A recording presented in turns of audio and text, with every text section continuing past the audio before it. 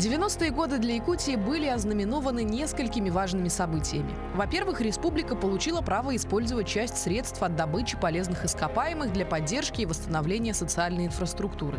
Для распределения этих средств в 1993 году был создан целевой фонд будущих поколений. На кону стояло ни много ни мало будущее Якутии. Вот за эти 30 лет, конечно, сделано очень многое в социально-экономическом развитии республики. Построено и реконструировано более 130 объектов, в основном социального назначения. Ну и также реализовано более 100 различных проектов в области образования, науки, культуры, спорта, здравоохранения.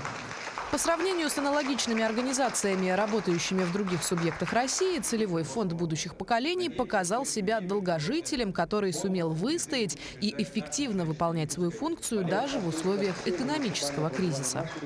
Сегодня, приезжая в любой уголок нашей республики, любой населенный пункт нашей республики, можно увидеть результаты деятельности фонда будущих поколений в виде построенного социального объекта, школы, детского сада, объекта культуры, вложения в инфраструктуру спорта, либо реализация каких-либо проектов, мероприятий на территории нашей республики.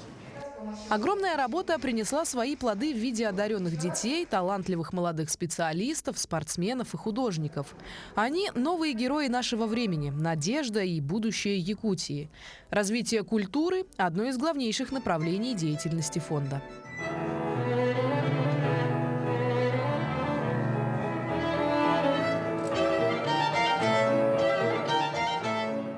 Принято было решение, чтобы вложить часть этих денег именно в строительство домов культуры. Мы построили 3 дворца культуры в селе Майя Мигина-Кангаласского улуса, Барагонца Хусалданского улуса и в селе Намцы Намского улуса 3 дворца, огромных дворца культуры, центров культурного развития.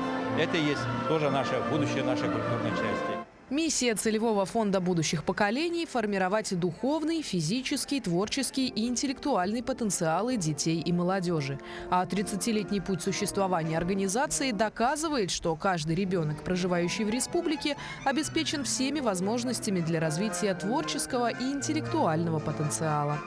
Надежда Саханская, Джулустан Иннокентьев, Якутск.